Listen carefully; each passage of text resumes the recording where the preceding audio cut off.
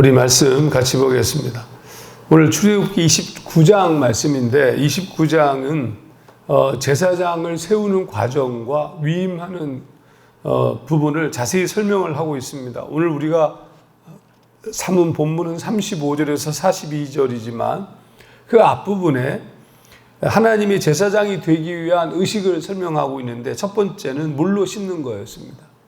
제사장으로 거룩한 제사장이 되기 위하여서 첫 번째 하는 의식은 물로 씻어서 흘려보내고 정결케 하는 회개였다.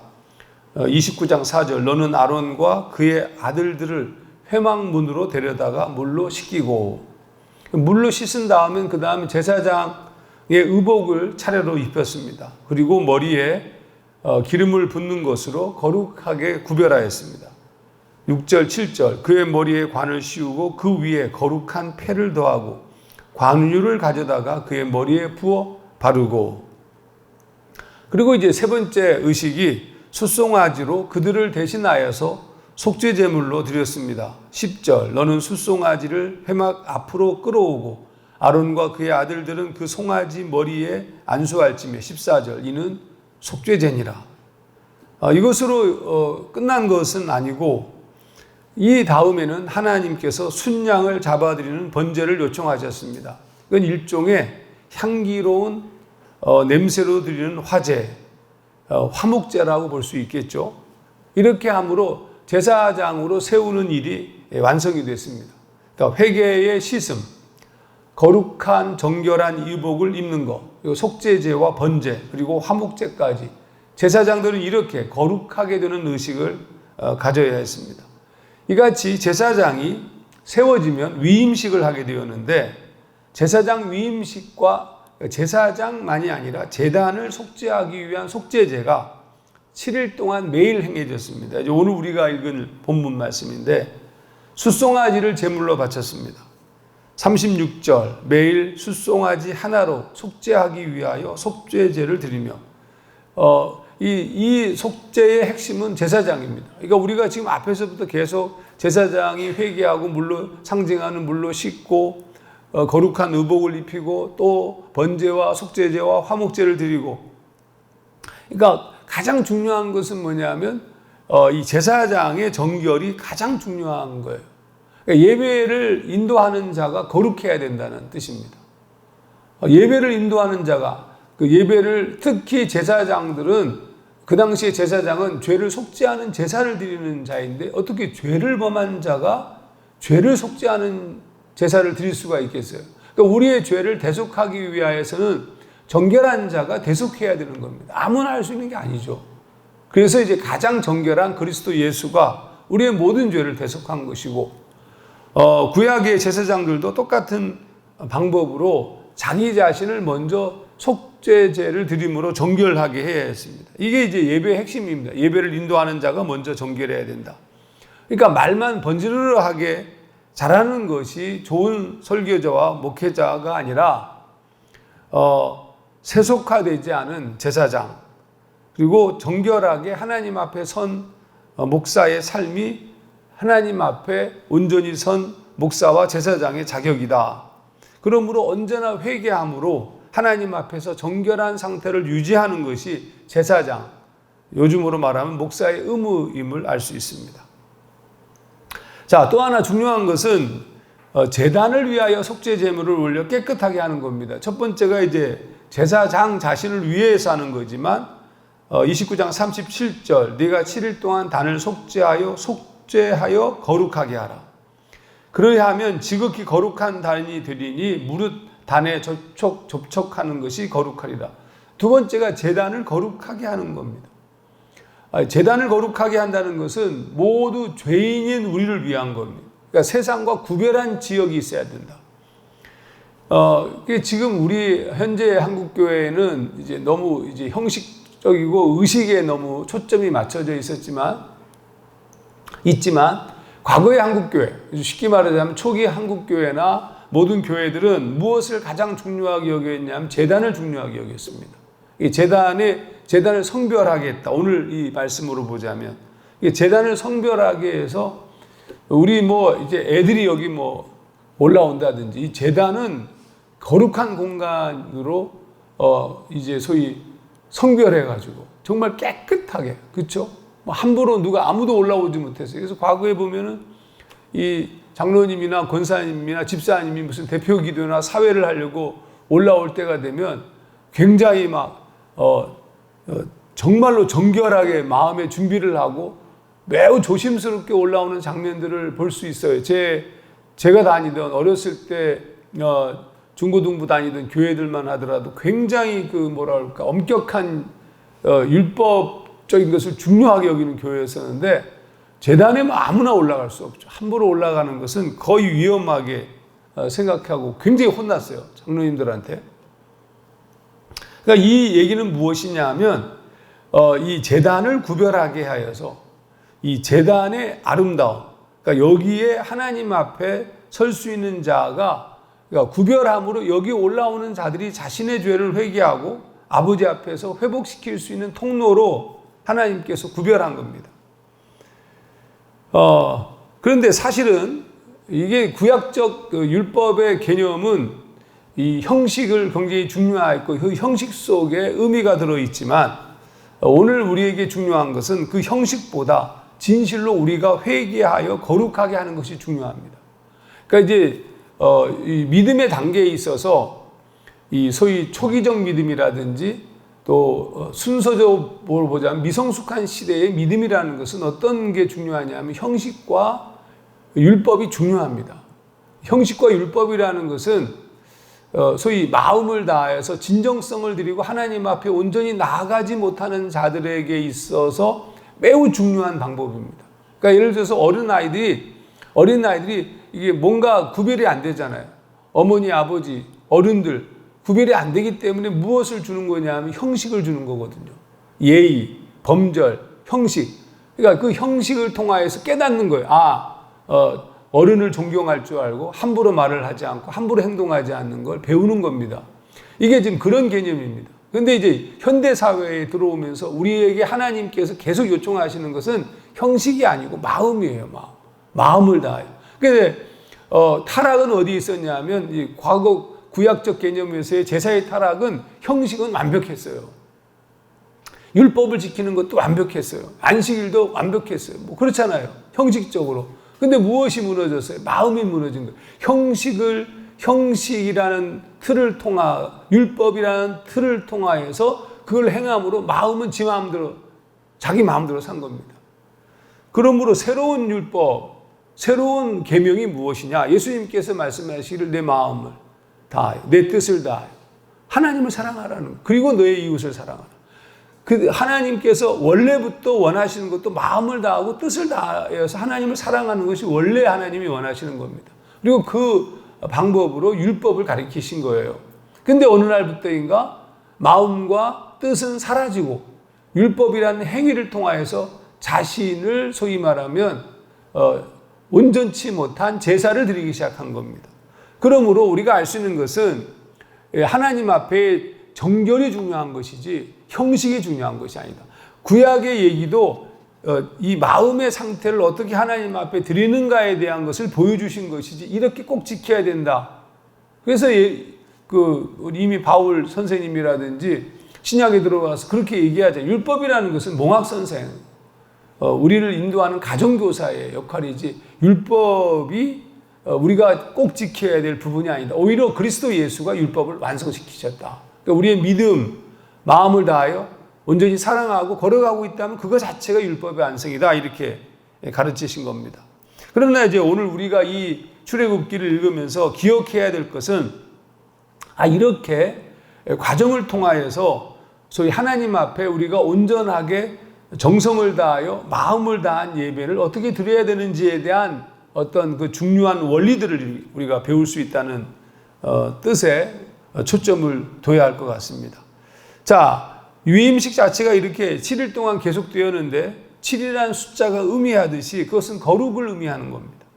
거룩해진 제단 앞에 거룩해진 제사장이 1년 내내 번제를 드렸어요. 그러니까 아침과 저녁으로 어린 양을 제물로 삼았습니다. 하루도 빠져서는 안 되었습니다.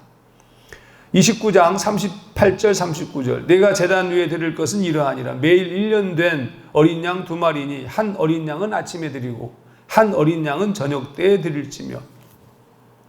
이같이 매일 아침 저녁으로 번제를 드리게 한 이후의 첫 번째는 우리가 근본적인 죄인이라는 뜻입니다. 정확하게 말하면 제사장도 죄인이다. 즉 매일의 제사는 누군가를 위한 제사를 드릴 수 있도록 먼저 제사장 자신이 정결해야 했다는 겁니다. 일주일 동안의 위임식을 거치면서 끊임없이 번제를 드림으로 나를 정결케 하는 거예요. 제사장들은 에봇 옷을 입었어요. 에봇 옷이라는 것은 바느질이나 이걸 전혀 사용하지 않은 통으로 된 옷을 말하는데, 그 에봇 옷을 입었는데 무엇보다 중요한 것은 순금으로 인장을 새기듯이 만든 여호와께 성결이라는 패를 쓴 것을 청색끈으로 머리에 관 위에 매대, 그 관 전면에 이렇게 여호와께 성결, 이와 같은 패를 달게 했습니다. 무슨 얘기냐면 성결이 핵심이라는 거예요. 정결하게 일주일 동안 계속된 제사를 통하여서 깨끗게 하는 회개의 삶, 하나님 앞에 그렇게 정결해야 되는 것이 가장 중요하다는 것을 말씀하신 겁니다. 자, 이제 그러면 이렇게 하면 이게 우리에게는 별로 상관이 없잖아요. 왜 우리에게 상관이 없습니까? 이미 그리스도 예수의 대속의 죽음, 그것도 단 한 번의 영원한 제사로 모든 구속이 이루어졌기 때문에 그래요. 더 이상 우리의 구원을 위한 제사를 드릴 필요가 없어요. 히브리서 10장 14절 한 번의 제사로 영원히 온전케 하였다. 자, 그런데 여러분 이건 맞는 말씀이에요. 그런데 여기서 중요한 게 뭐냐 하면 그 사실을 잊어도 된다는 뜻은 아닙니다. 즉 무슨 얘기? 우리가 죄인이었다는 사실을 잊는 것이 아니라 기억해야 하기 때문입니다. 왜 기억해야 되냐면 이게 여러분 제가 1만 달란트 비유를 얘기하면서 말씀을 드렸는데, 우리의 1만 달란트 빚진 자가 자기가 1만 달란트 빚졌다는 것을 기억하는 것이 1만 달란트를 빚진 상태를 유지하는 게 아니에요. 내가 만약에 굉장히 잘못을 냈어요. 1억 원의 빚을 졌어요.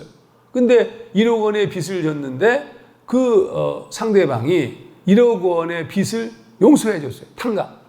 목사님 안 갚아도 됩니다. 그냥 목사님 목회 열심히 하십시오. 라고. 내가 1억 원 빚질 이유도 없겠죠. 이 비유가 별로 시원찮긴 하지만 1억 원을 용서받았어요. 그러면 내가 1억 원을 기억하는 거. 그러면 기억한다고 해서 1억 원이 내가 갚아야 되는 겁니까? 아니잖아요. 그럼 기억한다는 것은 뭐예요? 기억한다는 것은 내가 어떤 삶을 살아야 되는지를 결정하게 합니다. 그 사람에게 대해서 혹은 나에게 어떤 빚을 진 자들에 대해서 내가 다른 태도를 취할 수밖에 없죠.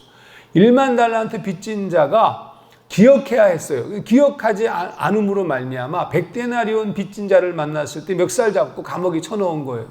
갚지 못한다고 하니까. 아직 조그만 시간에 말미를 달라고 그러니까. 왜 그런 문제가 발생한 겁니까? 잊어서 그렇습니다. 그리스도께서 우리의 모든 죄를 단 한 번에 영원한 제사로 다 구속하셨지만 우리가 기억해야 될 것은 우리의 죄에 대한 기억 잊지 말아야 됩니다. 그 말은 무슨 얘기냐면 더 놀라운 사실 이거잖아요. 죄를 기억해야 되는 것도 중요하지만 우리가 또 죄를 범하고 있기 때문에 그래요. 그러니까 우리가 죄를 아예 아무것도 안 우리 하나님이 용서하셨기 때문에 그 이후로 우리가 죄를 하나도 짓지 않고 있다면 그래 안 기억해도 웬만큼 이해할 수 있어요. 근데 우리는 여전히 죄를 범하잖아요. 그러니까 무엇이 중요하냐 하면 늘 하나님 앞에 우리의 죄, 상상할 수 없는 죄를 용서하신 주님을 기억하는 것, 그게 겸손이죠. 그게 자기 부인입니다. 자기를 주장할 수가 없어요.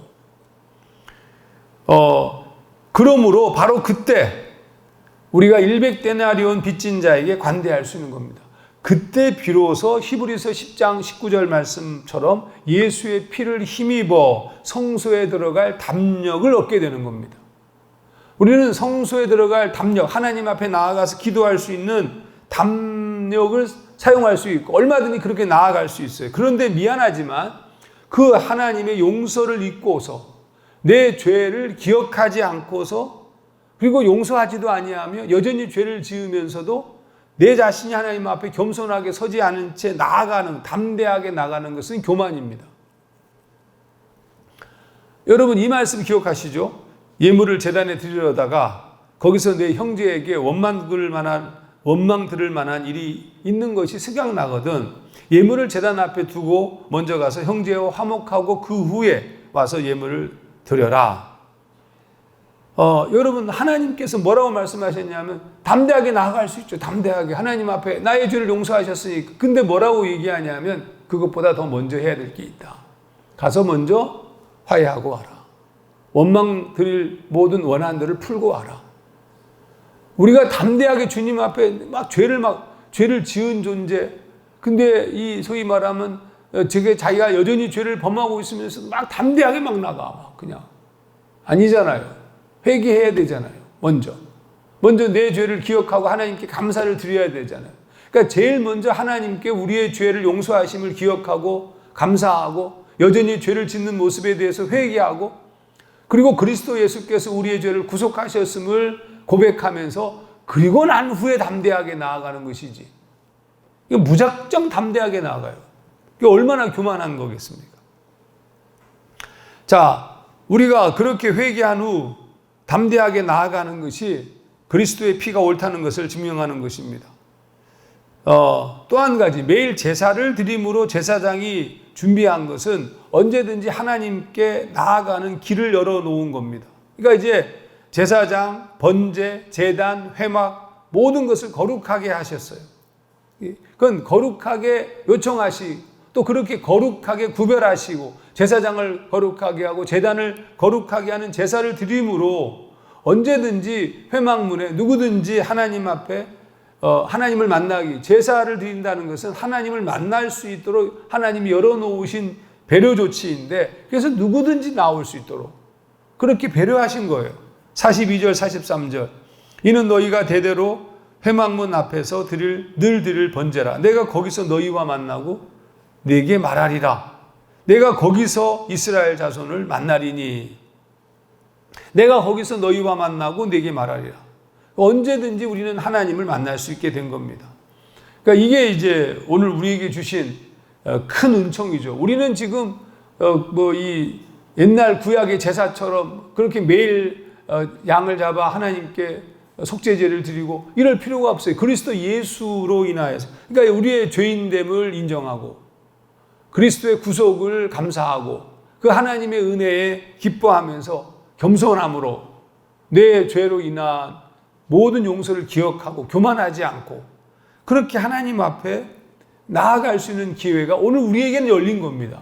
누구든지 나올 수 있는 겁니다. 자, 이렇게 하나님께서 정결케 하시고 깨끗게 하신 결정적 이유가 뭐냐? 29장 45절 내가 이스라엘 백성 가운데 내려와 머물며 그들의 하나님이 되리라. 내가 거기서 너희와 만나고 내게 말하리라. 우리와 만나고 싶다는 거예요.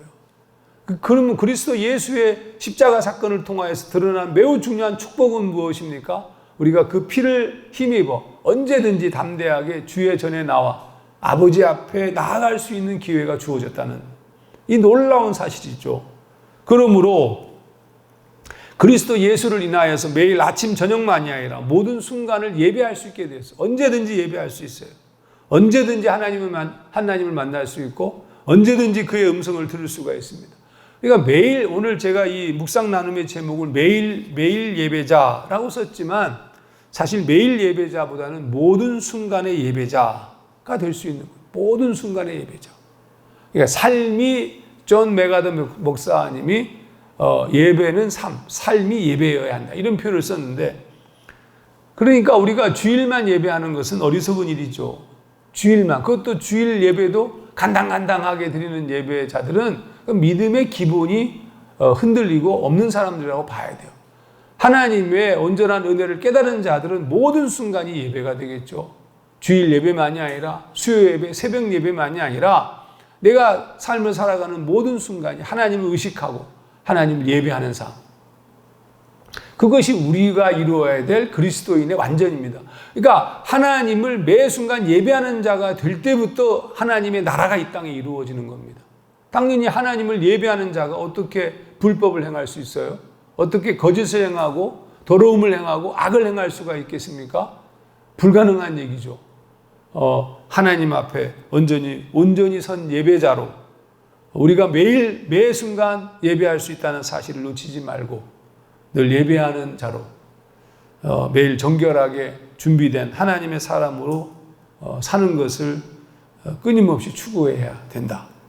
그 놀라운 예배의 축복이 우리 모두 가운데 있기를 원합니다. 기도하겠습니다. 하나님 아버지, 은혜와 사랑을 진심으로 감사드립니다. 우리의 삶을 이끄시고 인도하셔서 축복하시니 그 은총을 감사드립니다. 온전한 믿음의 경주를 할 수 있도록 도와주시고 늘 주를 의지하여 우리의 삶을 걸어가게 주님 인도하시고 우리를 구속하신 그 놀라운 구속의 은총을 잊지 않고 겸손함으로 감사하며 살아가도록 인도하시옵소서. 예수님 이름으로 기도하옵나이다. 아멘.